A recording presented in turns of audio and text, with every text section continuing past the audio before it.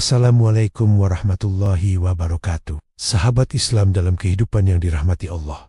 Pernahkah Anda memandang langit malam dan tertanya-tanya tentang keajaiban bintang-bintang yang berkelipan? Hari ini, mari kita terokai proses penciptaan bintang menurut perspektif Islam yang sangat menarik. Al-Quran telah menyebut tentang penciptaan langit dan bintang-bintang dalam banyak ayat. Allah Subhanahu wa Ta'ala berfirman dalam surah Fussilat ayat 11 yang bermaksud, kemudian dia menuju ke langit, dan langit itu masih berupa asap. Para saintis modern telah membuktikan bahwa bintang-bintang tercipta daripada awan gas dan debu kosmos yang dipanggil nebula. Bukankah ini selaras dengan apa yang telah dinyatakan dalam Al-Quran 1400 tahun yang lalu? Dalam perspektif Islam, proses penciptaan bintang-bintang seperti proses penciptaan alam semesta secara keseluruhan dijelaskan secara metaforis dan simbolik dalam Al-Quran, menekankan kemahakuasaan dan kebijaksanaan Allah Subhanahu wa Ta'ala. Tidak ada penjelasan detail yang bersifat ilmiah seperti yang dipahami manusia modern. Berikut beberapa poin penting yang dapat dipahami.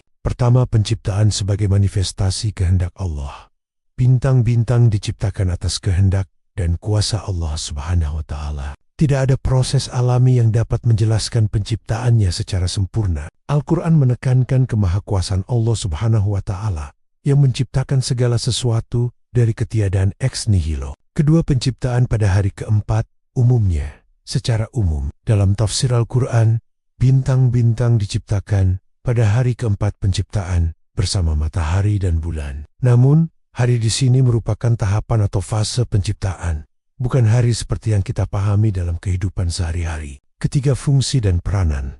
Al-Quran menekankan beberapa fungsi dan peranan bintang-bintang. Sebagai hiasan langit, bintang-bintang digambarkan sebagai perhiasan langit yang indah. Keindahan dan keteraturan tata surya menunjukkan kebijaksanaan dan kemahakuasaan Allah Subhanahu wa Ta'ala. Sebagai penunjuk arah, bintang-bintang telah digunakan manusia sejak zaman dahulu sebagai penunjuk arah, khususnya bagi para pelaut dan pengembara. Sebagai sumber cahaya bagi sebagian, meskipun tidak sekuat matahari, beberapa bintang memancarkan cahaya yang dapat dilihat dari bumi. 4. Tidak ada proses fisik yang diuraikan.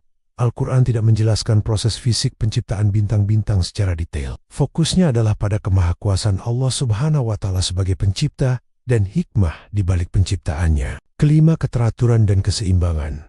Penciptaan bintang-bintang bersama matahari, bulan, dan planet-planet menunjukkan keteraturan dan keseimbangan dalam sistem tata surya. Keteraturan ini menunjukkan kebijaksanaan Allah Subhanahu wa Ta'ala dalam menciptakan alam semesta yang terukur dan terencana. Perbandingan dengan penjelasan ilmiah. Penjelasan ilmiah modern tentang pembentukan bintang-bintang misalnya. Teori nebula surya berbeda dengan penjelasan agama. Penjelasan ilmiah mencoba menjelaskan proses pembentukannya dari sudut pandang fisika dan astronomi. Sedangkan penjelasan agama menekankan pada kehendak dan kekuasaan Allah Subhanahu wa Ta'ala.